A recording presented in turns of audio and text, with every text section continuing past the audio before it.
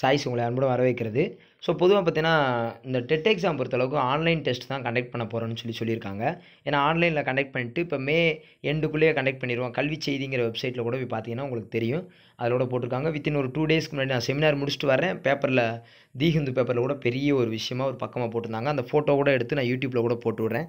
அதில் என்ன சொல்லியிருக்காங்கன்னா, ஆன்லைனில் தான் நடத்த போகிற எக்ஸாமு, டெட் எக்ஸாமு. அது பல கட்டங்களாக நடக்கக்கூடிய கூட வாய்ப்பு இருக்குது. ஏன்னா சிஸ்டம் பேஸ் பண்ணி அப்படின்னு ஒன்று இருக்குது. அதே மாதிரி இப்போ தேர்வு நடக்கிறனால தேர்வு முடிஞ்ச பின்னாடி தான் டெட் எக்ஸாம் நடக்கும் அப்படிங்கிறதும் தெளிவாக இருக்குது. அதே மாதிரி எலெக்ஷன் முடிஞ்சோன்னா கண்டிப்பாக நடந்துடும். ஜூன் ஸ்கூல் ஓப்பன் பண்ணுறதுக்கு முன்னாடி நடந்துடும். அப்படிங்கிற போது இப்போயே தேதி ஓரளவுக்கு தெரிஞ்சிருச்சு. ஏன்னா எப்படி பார்த்தாலும் மே எண்டு ஆர் ஜூன் ஃபஸ்ட் வீக்குள்ளே நடக்கிறதுக்கான மிகப்பெரிய அதிகமான வாய்ப்பே இருக்குது.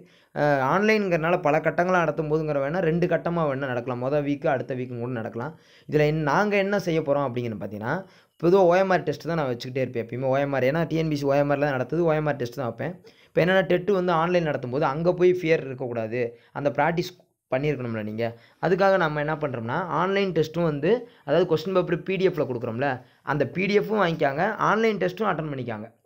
நம்ம அப்ளிகேஷனை வந்து இப்போ என்னென்னா ரீஷெட்யூல் பண்ணிகிட்ருக்கோம், அப்டேட் பண்ணிகிட்ருக்கோம். என்னென்னா அதில் ஒரு சில மாற்றங்களை பண்ணிவிட்டு அதை கண்டினியூவாக அதை எடுக்கிற மாதிரி. இப்போ ஒரு சின்ன இடையில ஒரு சின்ன இஷ்யூ வந்துச்சு. அப்ளிகேஷன் ஆன் ஆகி ஆஃப் ஆகுது அப்படிங்கிற சில அதை வந்து அப்டேட் பண்ணி ரெடி ஆக்கிட்டோம். பட் இருந்தாலும் உங்களுக்கு வந்து நிறையா பேர்கிட்ட அப்ளிகேஷன் இன்ஸ்டால் பண்ண முடியல, எங்களுக்கு வாட்ஸ்அப்லேயே கைட் பண்ணுங்கள் நிறையா பேர் கேட்குறாங்க.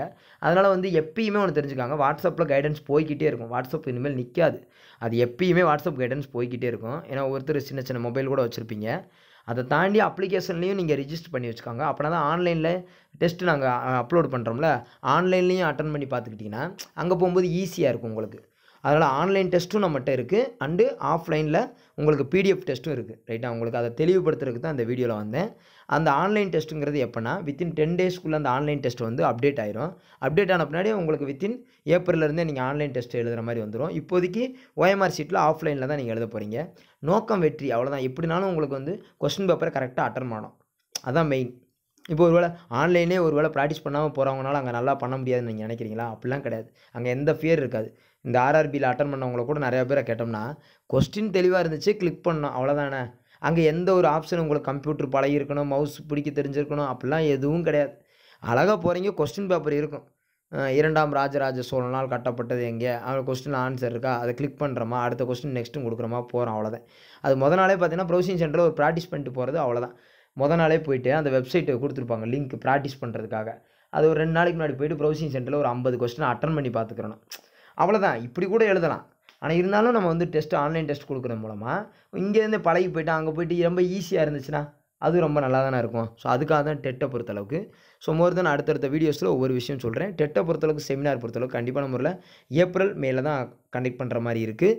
இந்த மாதம் எதுவும் கிடையாது. ஏன்னா குரூப் 2ஏக்காக அவங்களுக்கான உழைப்புகளும் அவங்களுக்கான அந்த பணிகளும் கரெக்டாக போய்கிட்டு இருக்குது. அதை சரி பண்ணி இப்போ நீட்டாக போய்கிட்டு இருக்குது.